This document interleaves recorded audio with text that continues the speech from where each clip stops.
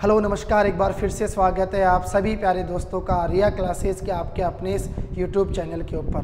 प्यारे दोस्तों, रसायन विज्ञान की जो सीरीज हमने पढ़ना प्रारंभ की थी उसके अंतर्गत सबसे पहले हमने पढ़ा था भौतिक परिवर्तन और रासायनिक परिवर्तन। उसके बाद हमने अध्ययन किया रासायनिक अभिक्रिया क्या होती है, रासायनिक अभिक्रियाओं के प्रकार, रासायनिक समीकरण, इन सब चीज़ों के बारे में। फिर उसी को कंटिन्यू रखते हुए हमने एक तीसरे नए टॉपिक की शुरुआत की थी जिसके अंतर्गत हमने पढ़ा था उत्प्रेरक और उत्प्रेरक के प्रकार।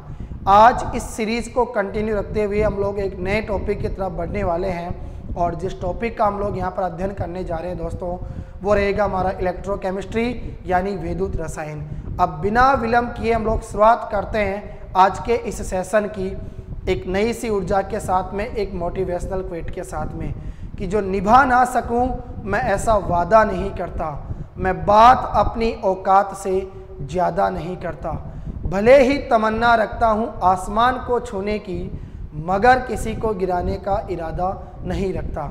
चलिए दोस्तों, सबसे पहले हम लोग यहाँ पर बात करते हैं विद्युत रसायन को लेकर। देखिए विद्युत रसायन, ठीक है, विद्युत रसायन को बताओ हमने क्या नाम दिया, तो आप कहेंगे सर इसको इलेक्ट्रोकेमिस्ट्री कहा जाता है। इलेक्ट्रोकेमिस्ट्री।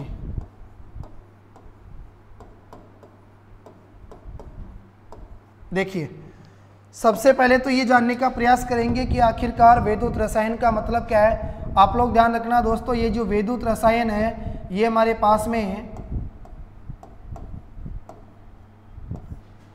रसायन विज्ञान की, बोलो क्या होती है, आप कहेंगे सर रसायन विज्ञान की एक शाखा होती है।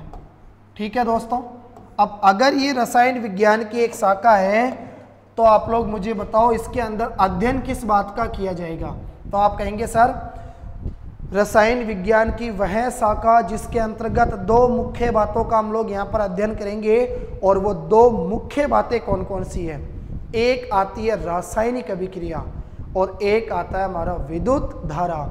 इन दोनों के बीच में जो आपसी संबंध होता है उसका अध्ययन बताओ किसके अंतर्गत किया जाता है, तो आप कहेंगे सर विद्युत रसायन यानी इलेक्ट्रोकेमिस्ट्री के अंतर्गत इसका अध्ययन किया जाता है। ठीक है, तो आप लोग जो अपनी नोटबुक है उसके अंदर मेरे साथ यहाँ पर लिखेंगे कि रसायन विज्ञान की वह शाखा जिसके अंतर्गत, ठीक है,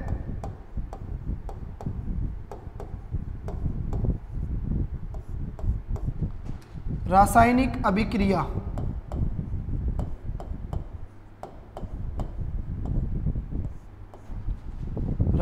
अभिक्रिया और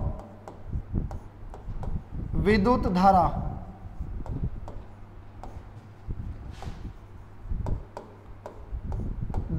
के बीच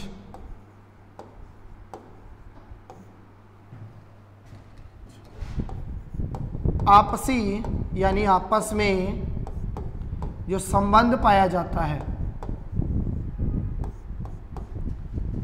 आपसी संबंध का बताओ क्या करते हैं हम लोग, अध्ययन करते हैं। ठीक है, चलिए अब आते हैं सीधा हमारा जो मेन टॉपिक है उसके ऊपर। और जिस टॉपिक की हम लोग यहाँ पर बात करेंगे वो सबसे पहले हम लोग यहाँ पर पढ़ेंगे विद्युत अपघटनी सेल। आज का जो हमारा पहला टॉपिक है वो यहाँ पर रहेगा विद्युत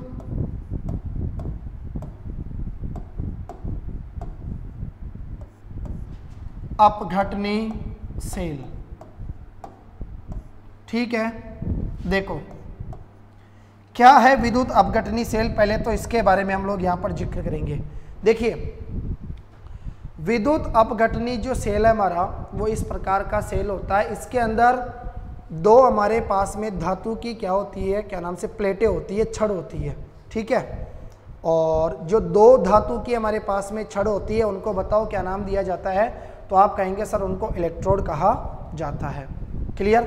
अब हम क्या करेंगे, दोनों जो धातु की छड़ें होती है उनको एक बैटरी से संयोजित करेंगे और फिर उसके बाद में दोनों जो धातु की छड़ें हैं उनको हम लोग क्या करेंगे, एक विद्युत अपघट्य के अंदर क्या करेंगे, डुबोकर रखेंगे। ठीक है। और उसके बाद में जैसे हम लोग विद्युत धारा उसके अंदर क्या करेंगे, प्रवाहित करेंगे, तो उसके बाद में क्या निष्कर्ष हमारे को देखने को मिलता है इस सेल के दौरान, इन सब चीज़ों का हम लोग यहाँ पर जिक्र करेंगे। तो सबसे पहले देखिए, एक छोटा सा हम लोग यहाँ पर डायग्राम बनाने का प्रयास करेंगे। जैसे मैंने आपसे कहा कि एक इस प्रकार का, मान लीजिए हमारे पास में कोई बीकर है, ठीक है, या आपने कहा सर हमारे पास में क्या हो गया, एक बीकर।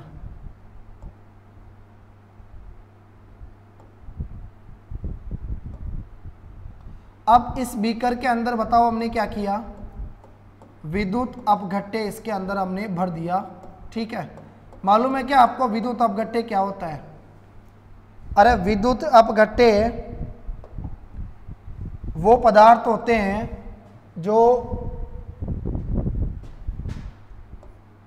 जलीय विलयन के अंदर विद्युत का क्या करवाते हैं, संचालन करवाते हैं, ठीक है। ये भी आप लोग याद रखना कि ऐसे पदार्थ जो जलीय विलयन के अंदर विद्युत का संचालन करते हैं उनको बताओ क्या कहा जाता है, विद्युत अपघट्य के नाम से जाना जाता है। जैसे अम्ल हो गया, क्षार हो गया, और आपका क्या हो गया, बोलो, लवण, ठीक है। ये सब चीज़ें आप लोग यहाँ पर याद रखना।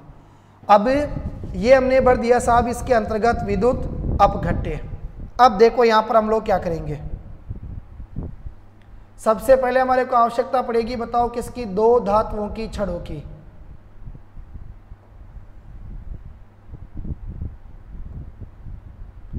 एक छड़ हमारे पास में ये हो गई और दूसरी छड़ हमारे पास में देखो ये हो गई। एक एनोड का कार्य करेगी और दूसरा बताओ किसका काम करेगी, यहाँ पर कैथोड का, ठीक है। तो ये दो हो गई साहब हमारे पास में धातु की छड़ें, और इन दोनों धातु की छड़ों को आगे हम क्या करेंगे, एक बैटरी से यहाँ पर संयोजित करेंगे, ठीक है।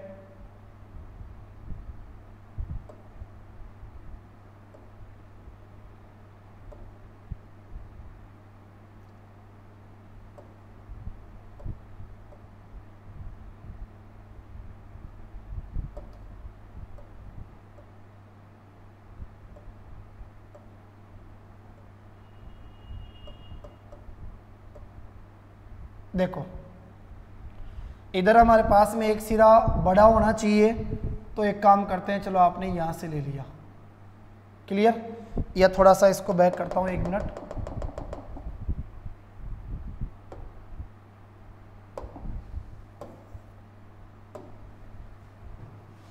देखो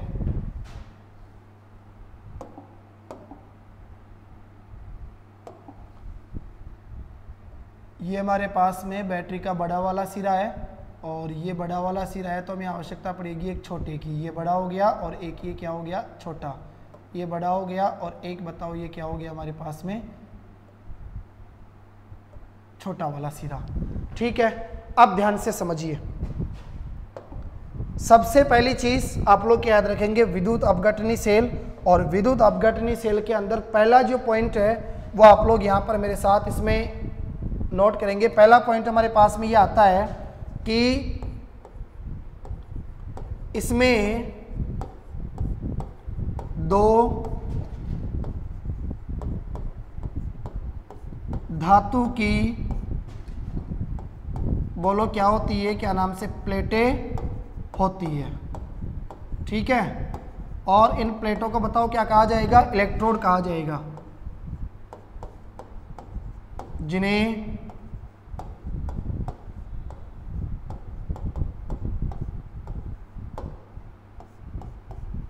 इलेक्ट्रोड कहते हैं,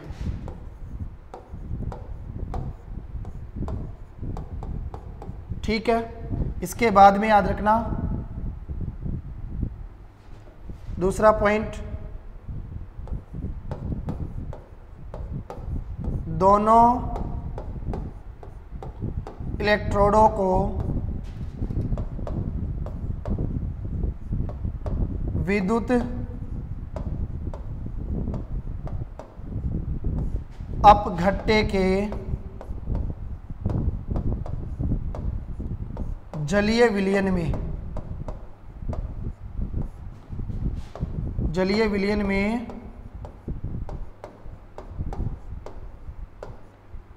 डुबोकर रखा जाता है।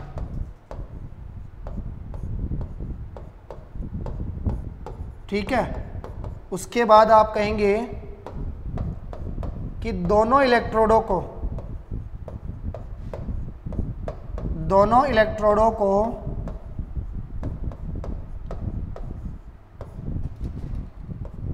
बैटरी से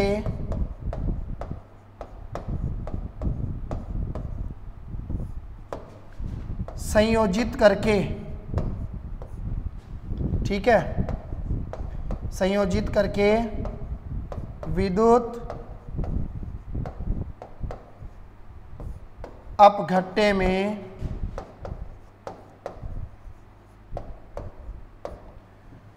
विद्युत धारा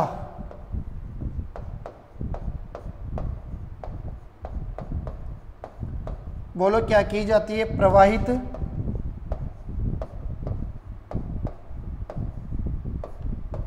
की जाती है। क्लियर? समझिए आप लोग मेरे साथ एक एक पॉइंट को यहां पर बिल्कुल गहराई के साथ में। देखो, पहली चीज हमने ये पढ़ा कि सर विद्युत अपघटनी सेल, इसमें दो धातु की प्लेटें होती है, जिन्हें बताओ क्या कहा जाता है, इलेक्ट्रोड कहा जाता है। ठीक है साहब, आपने कहा ये दो धातु की प्लेटें हो गई हमारे पास में, इनको हमने क्या नाम दे दिया बताओ, इलेक्ट्रोड कह दिया। यानी धातु, और यहाँ पर धातु की जो मैं बात कर रहा हूँ वो मालूम है आपको किसकी छड़ है ये, आपने कहा कार्बन की छड़। ठीक है, ये हमारे पास में बोलो क्या हो गई, कार्बन की छड़।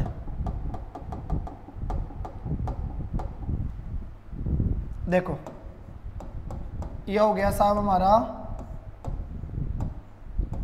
कार्बन की छड़। अब देखो, दोनों जो इलेक्ट्रोड है उनको विद्युत अपघट्टे के जलीय विलयन में डुबोकर रखा जाता है। ये जो पदार्थ आपको इसके अंदर द्रव के रूप में भरा हुआ जो दिखाई दे रहा है, ये बताओ हमारा क्या कहलाता है, तो आप कहेंगे सर ये कहलाएगा अपना विद्युत अपघट्टे। ठीक है, यानी विद्युत अपघट्टे का बोलो क्या हो गया, जलीय विलयन। क्लियर? इसके बाद में देखो, अब हुआ ऐसा कि ये बैटरी का मान लीजिए बड़ा वाला सिरा है, तो ये हो गया धन आपका टर्मिनल, और ये हो जाएगा अब छोटा वाला सिरा, यानी ये हो गया हमारा ऋण टर्मिनल।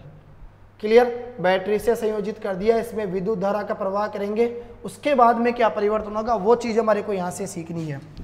आगे फिर हमने क्या किया, दोनों जो इलेक्ट्रोड है उनको बैटरी से संयोजित करके विद्युत अपघट्टे में विद्युत धारा हमने क्या कर दी, यहाँ पर प्रवाहित कर दी। ठीक है, इसके बाद में फिर देखो आगे मैं बात करता हूँ। आगे हमने क्या किया कि बैटरी के जिस टर्मिनल से, ठीक है, बैटरी के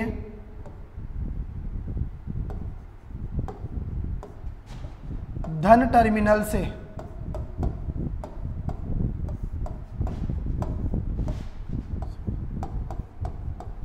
जिस प्लेट को संयोजित करते हैं, यानी कार्बन की जिस छड़ को हम लोग बैटरी के धन टर्मिनल से जोड़ते हैं, है ना, बैटरी के धन टर्मिनल से जिस प्लेट को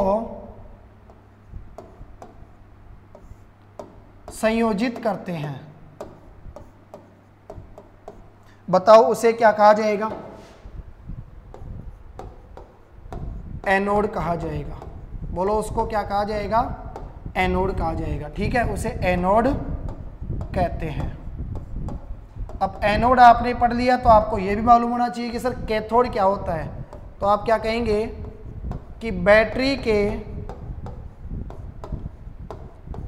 कौन सा टर्मिनल लोगे, बोलो ऋण टर्मिनल। ठीक है, यानी ऋणात्मक सिरा। बैटरी के ऋण टर्मिनल से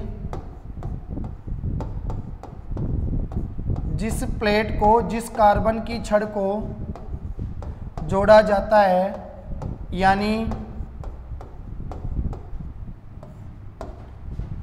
संयोजित किया जाता है, बताओ उसे क्या कहा जाता है? उसे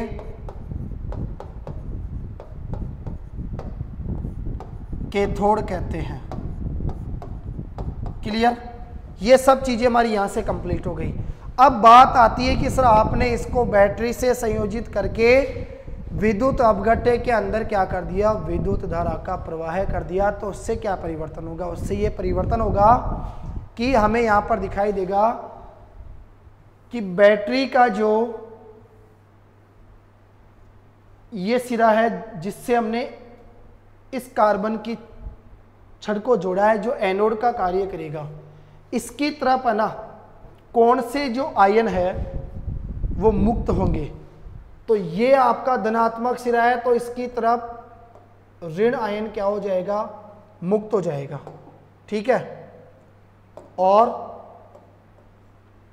जो बैटरी का ऋणात्मक सिरा है, ठीक है, जिसको हमने कैथोड कहा है, जिससे इस कार्बन की छड़ को जोड़ा है, इसकी तरफ कौन सा आवेश जाएगा? तो आप कहेंगे सर धनात्मक आवेश। ठीक है। तो अगला पॉइंट आप लोग यहां पर क्या लिखेंगे कि विद्युत अपघट्य में, देखो विद्युत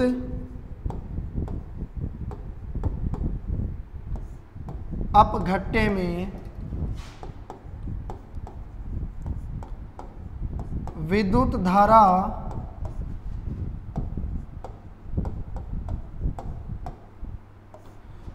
धारा प्रवाहित करने पर यह कौन? विद्युत अपघट्य, यह अपने अवयवों, ठीक है, यह अपने अवयवों अर्थात अवयव का मतलब क्या हो गया? आयन। यह अपने आयनों में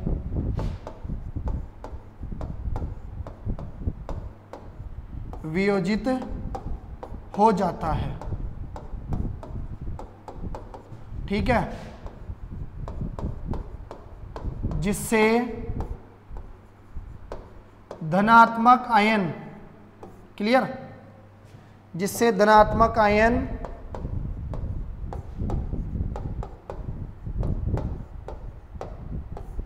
कैथोड पर, जबकि ऋणात्मक जो आयन है, जबकि ऋणात्मक आयन एनोड पर मुक्त होते हैं। क्लियर? दो चीजें आप लोग ये याद रखोगे। ठीक है। अभी एक बार हम लोग इसका पूरे का रिवीजन करेंगे। इसके बाद में फिर देखो हमारे पास में आगे बात आती है, एक होता है हमारे पास में ऑक्सीकरण की क्रिया, एक होती है हमारे पास में अपचयन की क्रिया। तो आप क्या कहेंगे सर? जो एनोड है उस एनोड पर ऑक्सीकरण, एनोड पर ऑक्सीकरण की क्रिया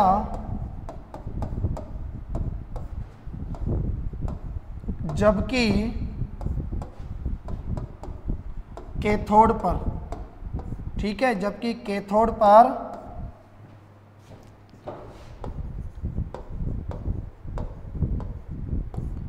अपचयन की क्रिया होती है।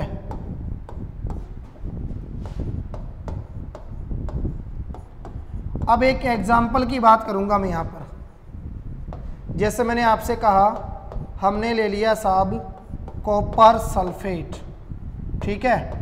आपने कहा सर कॉपर सल्फेट के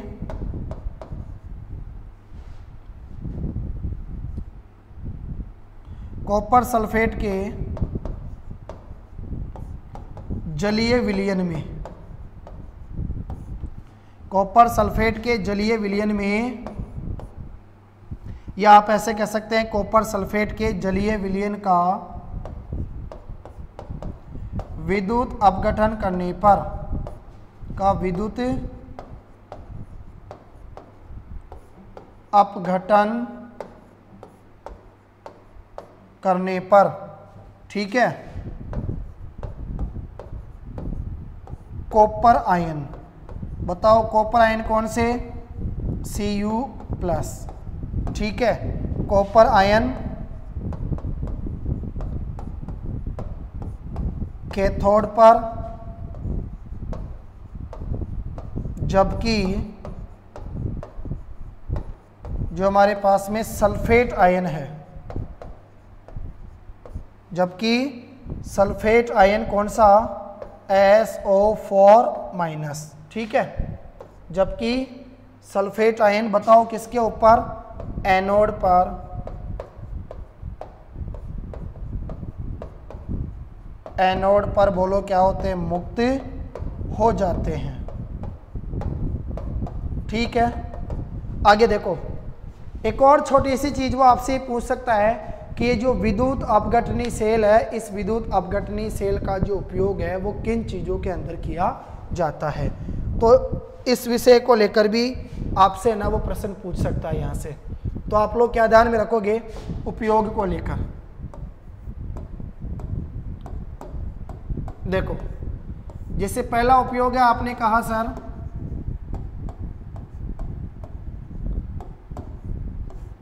धातुओं के शोधन में। अच्छा, आप लोग मुझे बता सकते हो क्या धातुओं के शोधन का मतलब क्या है?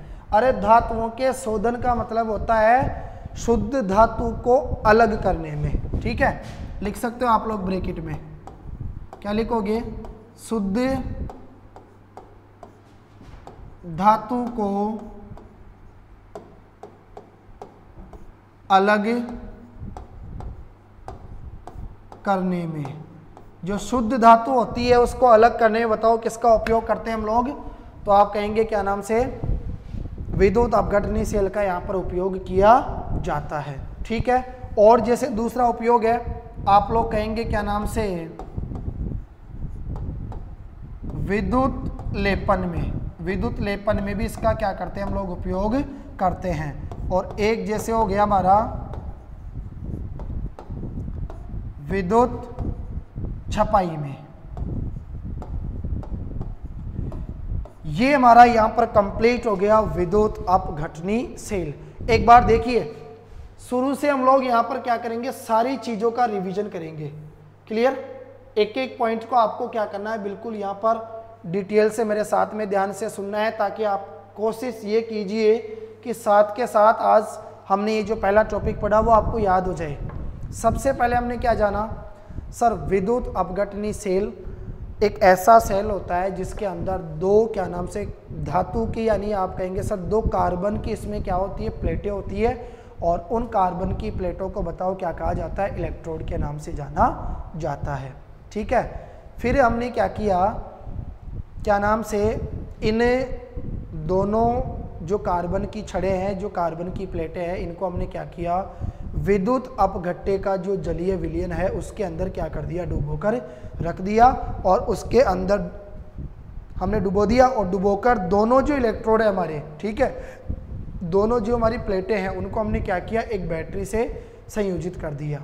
अच्छा, याद रखना, कार्बन की जिस छड़ को, जिस प्लेट को हमने बैटरी के धन टर्मिनल से संयोजित किया था उसको तो हमने एनोड नाम दिया, और कार्बन की जिस छड़ को हमने बैटरी के ऋण टर्मिनल से संयोजित किया था उसको हमने क्या नाम दिया, तो आप कहेंगे सर उसको हमने कैथोड कहा, ठीक है। जैसे ही विद्युत अपघट्टे के अंदर हमने विद्युत धारा का प्रवाह किया तो हमें क्या पता चला कि विद्युत अपघट्टे जो है वो विद्युत अपघट्टे विद्युत धारा प्रवाहित करने पर अपने जो अवयव है, अपने जो आयन है, उनमें क्या हो जाता है, वियोजित हो जाता है। तो उससे जो उसका धनात्मक आयन है वो तो कैथोड के ऊपर, और जबकि उसका जो ऋणात्मक आयन है वो एनोड के ऊपर क्या हो जाता है, मुक्त हो जाता है। इसी प्रकार बात करें कि सर ऑक्सीकरण और अपचयन अभिक्रिया की, तो एनोड के ऊपर ऑक्सीकरण की क्रिया होती है, जबकि कैथोड के ऊपर बताओ कौन सी क्रिया होती है, तो आप कहेंगे सर कैथोड के ऊपर अपचयन की क्रिया होती है, राइट। और फिर हमने ये पढ़ा कि सर जैसे एग्जाम्पल की बात करें तो हमारे पास में कॉपर सल्फेट का जलीय विलयन है।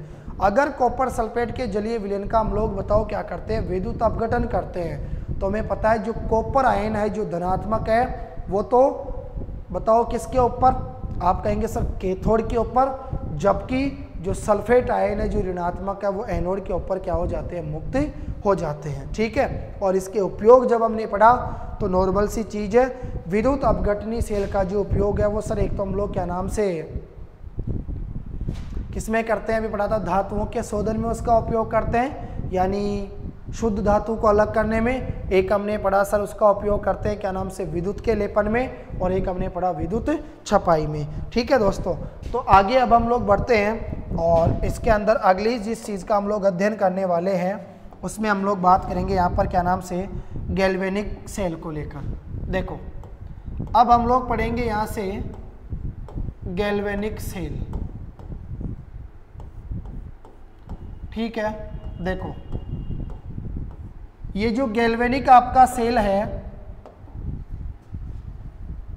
इसका मतलब क्या है, तो पहला पॉइंट आप लोग ये ध्यान में रखना दोस्तों, गैल्वेनिक सेल एक ऐसी युक्ति होती है जो रासायनिक ऊर्जा को विद्युत ऊर्जा में परिवर्तित करने का क्या करती है, कार्य करती है। अब प्रश्न ये भी बनता है कि भाई साहब गैल्वेनिक जो सेल है इसको किसने तैयार किया था, इसका आविष्कार किसने किया था, तो इटली का एक प्रसिद्ध वैज्ञानिक हुआ था जिसका क्या नाम था, अलेसांद्रो वोल्टा।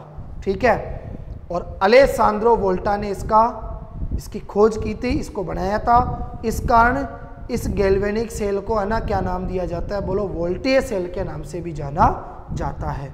क्लियर, तो सबसे पहले आपने पढ़ा गैल्वेनिक सेल, आप कहेंगे सर एक ऐसी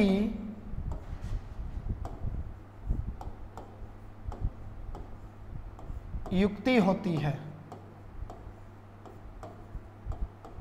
ठीक है, जो बताओ क्या करेगी,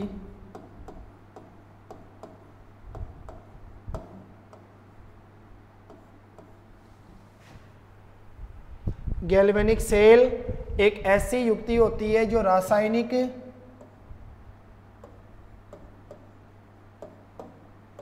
ऊर्जा को बताओ किसमें, तो आप कहेंगे सर विद्युत ऊर्जा में।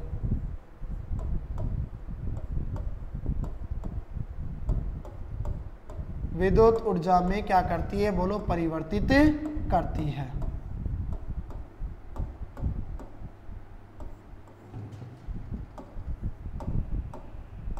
ठीक है, चलो पहला पॉइंट तो आपका ये तैयार हो गया कि सर गैल्वेनिक सेल एक ऐसी युक्ति है जो रासायनिक ऊर्जा को विद्युत ऊर्जा में परिवर्तित करती है। बात आती है भाई साहब गैल्वेनिक जो सेल है इसका आविष्कारक कौन है, अरे इसका आविष्कार किसने किया।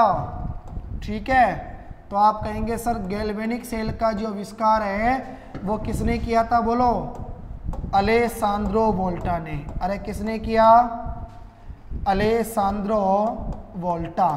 ओके, चलो तो ये हो गया हमारा अलेसांद्रो वोल्टा। अच्छा बताओ अलेसांद्रो वोल्टा कहाँ का था, तो आप कहेंगे सर ये था हमारे पास में क्या, बोलो रे बेटा, इटली का क्या था, एक प्रसिद्ध वैज्ञानिक था। ठीक है भैया, चलो ये तो बहुत अच्छी बात है, इटली का ये प्रसिद्ध वैज्ञानिक था। आगे आओ, अब बात ये आती है सर कि इसी इटली के प्रसिद्ध वैज्ञानिक के सम्मान में, ठीक है, अलेसांद्रो वोल्टा जी के सम्मान में इस गैल्वेनिक जो सेल है इसको बताओ क्या कहा जाता है, तो आप कहेंगे सर इसको वोल्टीय सेल के नाम से भी जाना जाता है। अरे मेरे को ये बताओ ये जो वोल्टीय सेल है ये बताओ कितने प्रकार का होता है, तो आप कहेंगे सर वोल्टीय सेल जो आप यहाँ पर लिख रहे हैं ये कितने प्रकार का होगा। अच्छा पहले तो इसके एग्जाम्पल देखो, सॉरी, ठीक है, वोल्टीय सेल गैल्वेनिक सेल के मैं यहाँ पर एग्जाम्पलों की बात करूंगा। तो देखो सबसे पहला आता है हमारे पास में क्या नाम से, हाँ ठीक है, देखो वोल्टीय सेल कितने प्रकार का होगा, 2 प्रकार का। वोल्टेज सेल कितने प्रकार का होगा? 2 प्रकार का। एक हो जाएगा क्या नाम से हमारे पास प्राथमिक सेल, ओके। और बताओ दूसरा कौन सा हो जाएगा? तो दूसरा हो जाएगा भाई साहब आपका यहाँ से बताओ क्या, द्वितीयक सेल। अब चीज हमारे पास में ये है सीखने योग्य कि सर प्राथमिक जो सेल है इसके मुख्य गुण क्या क्या है। तो भाई साहब ध्यान से सुनो, प्राथमिक सेल की सबसे अच्छी खास बात क्या है? पहली बात तो ये है कि प्राथमिक सेल में याद रखना, प्राथमिक सेल में रासायनिक अभिक्रिया, ठीक है, प्राथमिक सेल में रासायनिक अभिक्रिया केवल एक बार होती है, ठीक है। केमिकल रिएक्शन केवल एक बार होती है। दूसरा पॉइंट ये आता है कि उपयोग करने के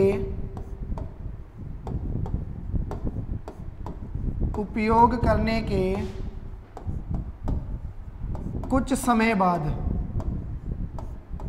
ठीक है, कुछ समय बाद यह बोलो क्या हो जाते हैं बेटा?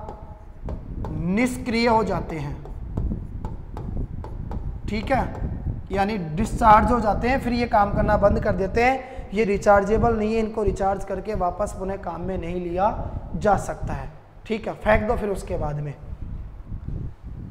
तो पहला तो आपने ये पढ़ा कि सर प्राथमिक सेल में रासायनिक अभिक्रिया केवल एक बार होती है। दूसरा हमने ये पढ़ा कि सर उपयोग करने के कुछ समय बाद यह निष्क्रिय हो जाते हैं, ठीक है। और फिर तीसरा पॉइंट ये आता है कि पुनः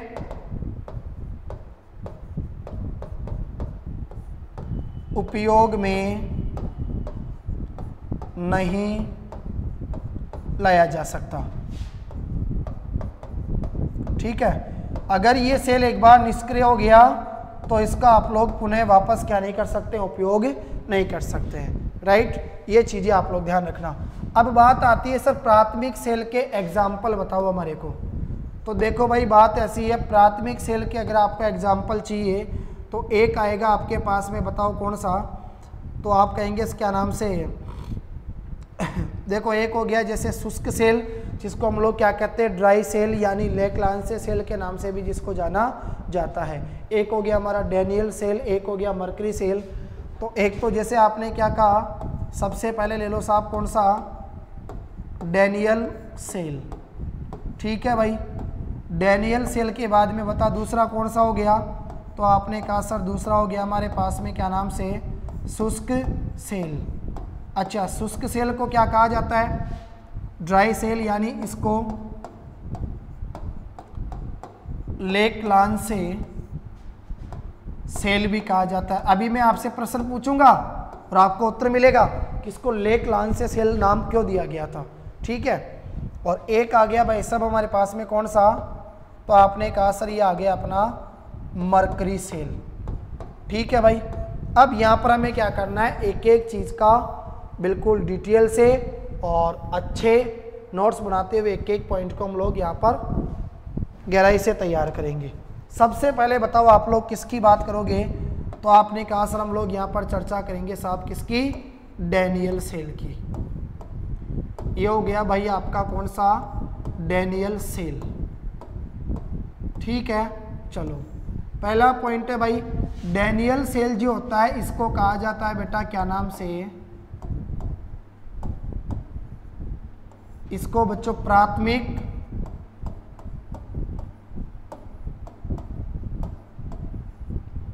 गैल्वेनिक सेल के नाम से इसको जाना जाता है, ठीक है। सर होता कैसा है? चलो अगर आप लोग यही देखना चाहते हो कि ये दिखाई कैसे देता है तो इसका चित्र भी मैं आपको यहाँ पर बता देता हूँ, ठीक है। इस प्रकार का है, देखो साहब आ गया ना आपके सामने निकल कर, कौन सा सेल बोलो, डैनियल सेल। आई क्या इसकी कुछ कहानी समझ में आपको? इस डायग्राम को ना आप लोग ध्यान से समझो, पढ़ो इसमें क्या क्या चीज़ें लिखी हुई है और लगाओ अपना दिमाग कि डैनियल सेल जिसको प्राथमिक गैल्वेनिक सेल कहा जाता है, इसमें इसकी बनावट कैसी है, किन किन चीज़ों का इसमें उपयोग किया गया, तो वो सब चीज़ें हम लोग यहाँ पर देखेंगे। देखो सबसे पहले इसमें हम लोग क्या करते हैं, इसमें याद रखना आप लोग है ना, आपको ध्यान में रखना है कि इसमें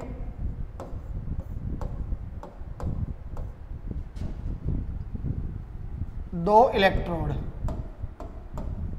ठीक है,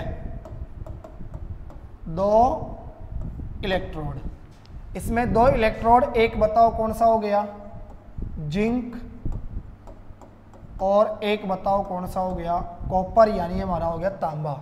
इसमें दो इलेक्ट्रोड जिंक और कॉपर को आप कहेंगे सर क्रमशः, जिंक को बताओ किसमें, ZnSO4 यानी जिंक सल्फेट, ठीक है, और कॉपर को बताओ किसमें, CuSO4 यानी कॉपर सल्फेट। तो आपने कहा सर इसमें दो इलेक्ट्रोड जिंक और कॉपर को क्रमशः जिंक सल्फेट और कॉपर सल्फेट के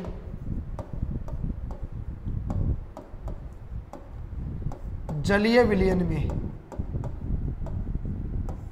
ठीक है, जलीय विलयन में डुबोया जाता है। अब देखो साहब, हमने क्या किया, दो यहाँ पर भाई साहब क्या ले लिए, इलेक्ट्रोड ले लिए साहब, ठीक है, दो हमने क्या ले ली कार्बन की छड़ ले ली, एक ले ली, सॉरी कार्बन की नहीं, धातु की छड़ ले ली, एक बताओ कौन सी हो गई, तो आपने कहा सर जिंक की हो गई, और दूसरी कौन सी हो गई, बोलो कॉपर की हो गई।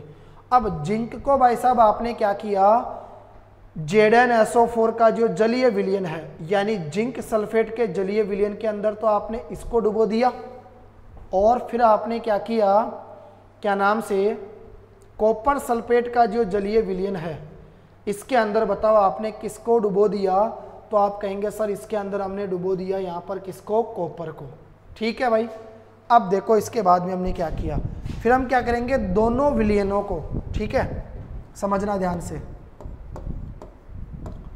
दोनों विलयनों को बताओ किसकी सहायता से, साल्ट ब्रिज, बोलो क्या, साल्ट ब्रिज, बताओ रे साल्ट ब्रिज को क्या कहेंगे, दिखाई दे रहा है ना आपको लिखा हुआ, आप कहेंगे सर इसको लवण सेतु, ठीक है। दोनों जो विलयन है इनको हमने क्या किया, साल्ट ब्रिज यानी जो हमारा लवण सेतु होता है, इस लवण सेतु की सहायता से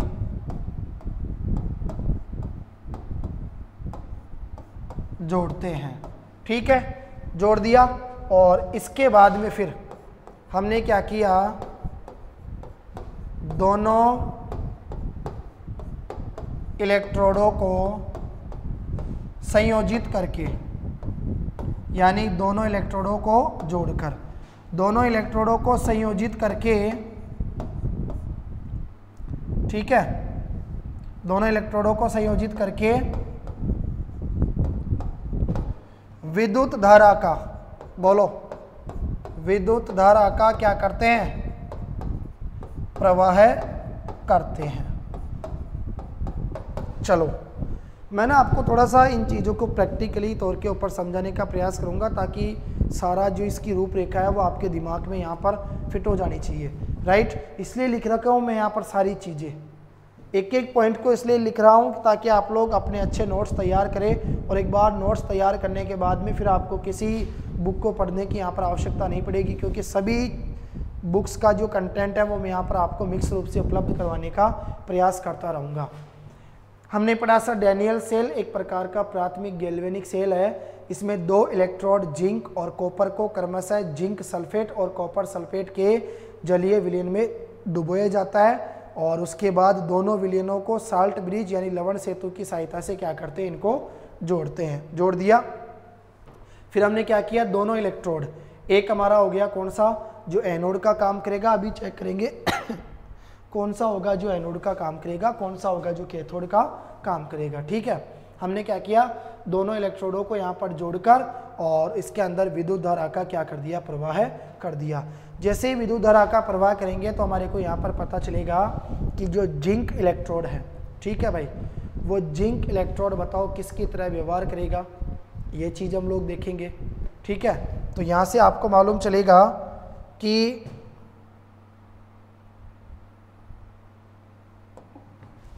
यहाँ से देखो अब होगा क्या, इसमें Zn यानी जो हमारा जिंक है, ठीक है, इसमें जिंक का बोलो क्या होगा, ऑक्सीकरण होता है। क्लियर, इसमें जिंक का क्या होगा, ऑक्सीकरण होगा। अब भाई साहब अगर जिंक का ऑक्सीकरण हो गया तो बोलो ये किसकी तरह कार्य करेगा, आप कहेंगे सर ये निश्चित रूप से एनोड की तरह कार्य करेगा। ठीक है, तो इसमें जिंक का ऑक्सीकरण होता है जो एनोड की भांति,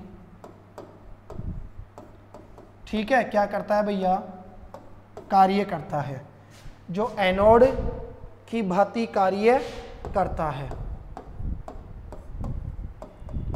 और फिर दूसरी बात आती है कि जो हमारे पास में कॉपर है, इस कॉपर का बताओ क्या होता है, यहाँ पर अपचयन होता है। तो आपने कहा कि सर कॉपर का अपचयन होता है, और कॉपर का अपचयन होता है तो बताओ वो किसकी भांति कार्य करेगा, तो आप कहेंगे सर वो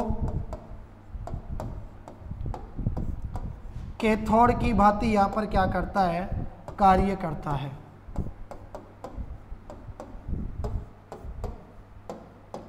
कार्य करता है। क्लियर, इसके बाद में देखो साहब, ये हमारा पूरा मैटर यहाँ से कंप्लीट हो गया। बताओ किसका, तो आप कहेंगे सर डैनियल सेल यानी प्राथमिक गैल्वेनिक सेल का। वापस से एक बार मैं आपको पूरा इसका रिवीजन करवा देता हूँ, कहाँ से आपके प्रश्न बन सकते हैं। समझिए आप लोग मेरे साथ एक एक पॉइंट को यहाँ पर ध्यान से देखिए दोस्तों। डैनियल सेल आप क्या कहेंगे सर, इसको प्राथमिक गैल्वेनिक सेल के नाम से जाना जाता है। ठीक है, इसमें सर दो हमारे पास में क्या होते हैं, इलेक्ट्रोड होते हैं, धातु की छड़ें होती है। ठीक है सर, एक जिंक है और एक है हमारे पास में कॉपर। तो जिंक और कॉपर को हम क्या करते हैं सर, क्रमशः जिंक को बताओ किसके अंदर, ZnSO4 यानी आप कहेंगे सर क्या नाम से, जिंक सल्फेट के अंदर। ठीक है, जिंक सल्फेट के अंदर डुबो देते हैं, और जो दूसरा हमारा कॉपर सल्फेट है CuSO4, उसके अंदर बताओ किसको डुबो देते थे, आप कहेंगे सर कॉपर को डुबो देते हैं। ठीक है, तो कॉपर को बताओ किस में डुबो दिया, कॉपर सल्फेट में, और जिंक को बताओ किस में डुबो दिया, जिंक सल्फेट में। दोनों अलग अलग विलयन है। फिर भाई साहब अलग अलग विलयन है, तो दोनों विलयनों को आपस में जोड़ने के लिए हमारे को आवश्यकता पड़ी यहाँ पर किसकी, लवण सेतु की। लवण सेतु को आप क्या कहेंगे सर, इसे साल्ट ब्रिज के नाम से भी जाना जाता है। लवण सेतु से दोनों विलयनों को आपने क्या कर दिया, जोड़ दिया। फिर दोनों इलेक्ट्रोडों को आपने काम में लिया। ठीक है, एक आपका इलेक्ट्रोड था कौन सा, जिंक इलेक्ट्रोड, और एक आपका कौन सा था, बोलो कॉपर इलेक्ट्रोड। दोनों को आपने आपस में जोड़ दिया, और जोड़कर इसके अंदर बताओ क्या कर दिया हमने, विद्युत धारा का प्रवाह कर दिया। अब भाई साहब जैसे ही इसके अंदर विद्युत धारा का प्रवाह किया तो हमें क्या पता चला कि सर जिस विलयन के अंदर ZnSO4 था उसमें क्या हुआ, जो हमारा जिंक है उस जिंक का तो बताओ क्या हो गया भाई साहब, ऑक्सीकरण हो गया। अगर जिंक का ऑक्सीकरण हो गया तो इसका मतलब जिंक बताओ किसकी भांति कार्य करेगा, एनोड की भांति कार्य करेगा। तो इसका अपोजिट ले लो, कॉपर का क्या होगा, अपचयन होगा, और कॉपर का भाई साहब अपचयन हो जाएगा तो कॉपर किसकी भांति कार्य करेगा, कैथोड की भांति कार्य करेगा। अब बात यह आती है कि सर जो हमारा कॉम्पिटिटिव एग्जाम होता है, जो हमारी प्रतियोगी परीक्षाएं होती है, उनके अंदर यहाँ से किस टाइप के प्रश्न पूछे जाते हैं, तो वो यही तो पूछता है कि कौन किसकी भांति कार्य करता है। ठीक है, किसका ऑक्सीकरण होता है, किसका अपचयन होता है, उपयोग हम लोग इसके अंदर किस किस का करते हैं, दोनों को किसके माध्यम से हम लोग यहाँ पर जोड़ते हैं, इस टाइप के आपसे वो प्रश्न पूछता है। ठीक है, बिल्कुल इजी था आपका डैनियल सेल यहाँ से कंप्लीट हो गया। अब देखिए एक और चीज़ का हम लोग आज के सेशन में अध्ययन करेंगे और अब हम आगे क्या पढ़ेंगे तो वो आएगा साहब हमारे सामने। आप कहेंगे बताओ कौन सा सेल? शुष्क सेल। चलो बोलो भैया क्या हो गया हमारा? ये हो गया सर शुष्क सेल। अच्छा बताओ यार शुष्क सेल को अपन क्या कहेंगे? आप कहेंगे सर शुष्क जो हमारा सेल है उसको कहेंगे ड्राई सेल। ठीक है, अरे यार इसको ड्राई सेल कह दिया तो मुझे बताओ भाई इसका एक और नाम है।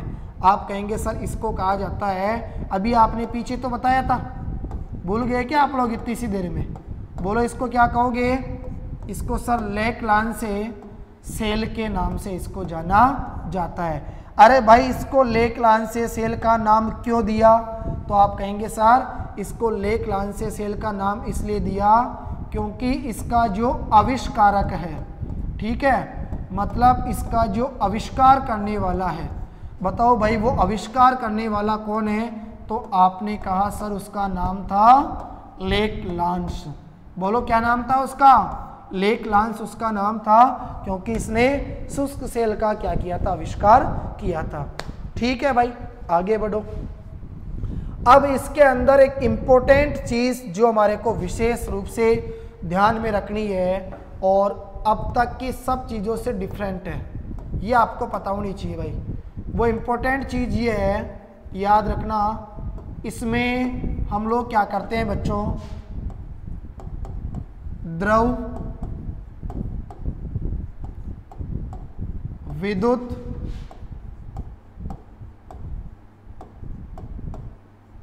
अपघट्य के स्थान पर, देखो इसमें द्रव विद्युत अपघट्य के स्थान पर, बोलो किसका?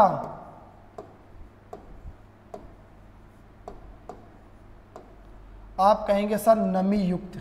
याद रखना ये इंपॉर्टेंट चीज है भाई, ये प्रश्न आपसे 100% पूछा जा सकता है अगर इस सेल से संबंधित प्रश्न आ गया तो, क्योंकि यही तो है जो विशेष चीज इसके अंदर आपको दी गई है। ठीक है, नमी युक्त, ये शब्द आप लोग याद में रखना। हमने पढ़ा कि सर इसमें क्या करते हैं? द्रव विद्युत अपघट्य के स्थान पर नमी युक्त विद्युत अपघट्य का, बताओ क्या किया जाता है? आप कहेंगे सर प्रयोग किया जाता है, प्रयोग किया जाता है। ठीक है भाई, एक इंपॉर्टेंट चीज हमारी ये हो गई। अच्छा दूसरी बात आती है सर इसके अंदर, और दूसरी बात हमारे सामने वो ये आती है कि इसमें देखो हम क्या करते हैं, इसके केंद्र में, ठीक है, इसका जो केंद्र होता है ना सेंटर, इसके केंद्र में एक कार्बन, और कार्बन मतलब किसकी? ग्रेफाइट की। ठीक है, याद रखना इसके क्या नाम से केंद्र में एक कार्बन यानी ग्रेफाइट की, बोलो क्या होती है? आप कहेंगे सर छड़ होती है यानी प्लेट होती है। ठीक है, जो दो चीज़ों के क्या नाम से, जो उसका दो चीज़ों का जो मिश्रण होता है उसके द्वारा घिरी हुई रहती है, वो दो चीज़ें कौन कौन सी है? तो आप कहेंगे जो एक हो गया आपका क्या नाम से MnO2, बोलो क्या हो गया? Manganese dioxide. ठीक है, याद रखना ये चीज़ आप लोग, जो मैग्नीज डाइऑक्साइड, और एक हो गया हमारा क्या नाम से कार्बन पाउडर। कार्बन पाउडर के किससे? बोलो आप कहेंगे सर पेस्ट से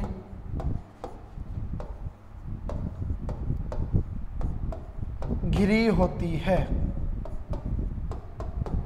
याद रखना यह जो हमारे पास में क्या नाम से कार्बन की छड़ है, ठीक है, यह बोलो किसकी भांति कार्य करती है? तो आप कहेंगे यह कैथोड की भांति बोलो क्या करती है, कार्य करती है। ठीक है, ये चीज़ आप लोग ध्यान में रखोगे। बताओ ये किसकी भांति कार्य करती है, तो आप कहेंगे सर ये कैथोड की भांति कार्य करती है। अब बात आती है, देखो इसमें हम लोग क्या करते हैं, इसमें एक हो गया आपका NH4Cl अमोनियम क्लोराइड और एक हो गया आपका ZnCl जिंक क्लोराइड। ठीक है, इसमें अमोनियम क्लोराइड और जिंक क्लोराइड के, ठीक है,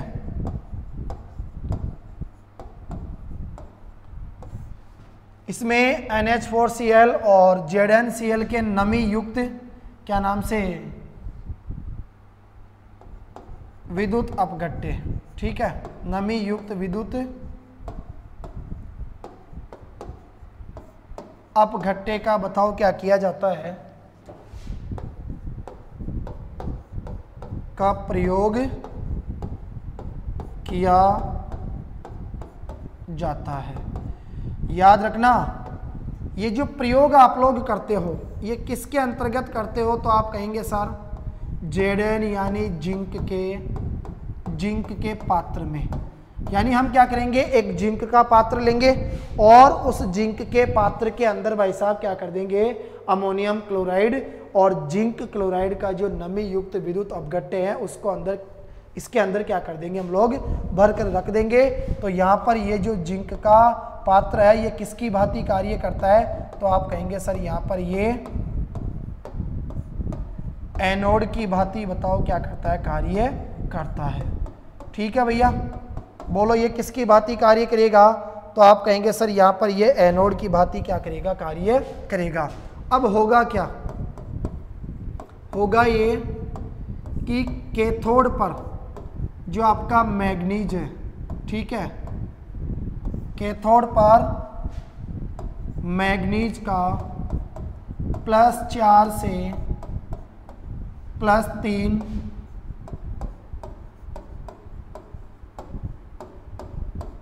ऑक्सीकरण जो उसकी अवस्था होती है, ठीक है, ऑक्सीकरण अवस्था में बताओ क्या होता है, अपचयन यहाँ से होता है।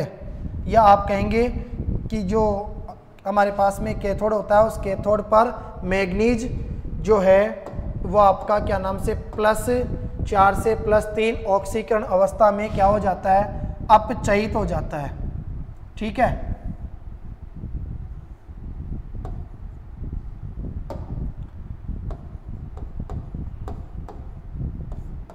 अपचयित हो जाता है। एक और इम्पोर्टेंट चीज़ जो आपको ध्यान में रखनी है और वो ये आती है भैया कि ये जो हमारे पास में शुष्क सेल है, इस शुष्क सेल का क्या नाम से जो विभव है वो कितना होता है, तो याद रखना शुष्क सेल का जो विभव है वो बताओ कितना होगा, 1.5 वोल्ट होगा। ठीक है, बोलो कितना होगा, 1.5 वोल्ट। क्लियर, एक बार वापस से इसका हम लोग यहाँ पर रिवीजन करेंगे और देखो साथ के साथ चीज़ें आपको यहाँ से याद हो जानी चाहिए। पहला पॉइंट हमने पढ़ा सर जो हमारा शुष्क सेल है इसको ड्राई सेल कहा जाता है, इसको लेक लांसे सेल के नाम से भी जाना जाता है। क्यों, क्योंकि इसका आविष्कार बताओ किसने किया था, तो आप कहेंगे सर इसका जो आविष्कार है वो लेक लांस नामक वैज्ञानिक ने किया था। सर इसके अंदर विशेष चीज ये है कि द्रव विद्युत अपघट्य के स्थान पर नमी युक्त विद्युत अपघट्य का क्या किया जाता है, प्रयोग किया जाता है। इसका जो केंद्र होता है उस केंद्र में एक कार्बन यानी ग्रेफाइट की छड़ होती है और ये जो ग्रेफाइट की छड़ होती है सर ये मैग्नीज डाइऑक्साइड और कार्बन पाउडर के पेस्ट से घिरी हुई होती है। ठीक है, यहाँ पर ये जो ग्रेफाइट की छड़ है वो कैथोड की भांति क्या करती है, कार्य करती है। इसका रीजन क्या है, इसका रीजन ये है कि सर कैथोड के ऊपर क्या होता है, कैथोड के ऊपर जो मैग्नीज है उस वो मैग्नीज +4 से +3 ऑक्सीकरण अवस्था में क्या हो जाता है, अपचयित हो जाता है। और यहाँ पर हम लोग क्या करते हैं, इस सेल के अंदर एक जिंक का पात्र लेते हैं जो एनोड की भांति कार्य करता है और उस जिंक के पात्र के अंदर दो चीज़ों का मिश्रण हम लोग घोल बनाकर डाल देते हैं, वो क्या क्या है? तो आप कहेंगे सर एक है NH4Cl अमोनियम क्लोराइड लवण और एक है ZnCl जिंक क्लोराइड लवण। एक हमने पढ़ा सर क्या नाम से, इसका जो विभव है, ठीक है, विद्युत विभव का जो मान है वो कितना होता है बताओ? 1.5 वोल्ट होता है। ठीक है दोस्तों, इन सब चीज़ों का आप लोगों को यहाँ से ध्यान रखना है। तो आज के सेशन में हमने 3 बातों का अध्ययन किया। अगली जो क्लास होगी उसके अंदर फिर इसको कंटिन्यू रखते हुए बाकी जो सेल बच गए उनका हम लोग यहाँ पर अध्ययन करेंगे। तब तक आप सभी प्यारे दोस्तों को जय हिंद, जय भारत।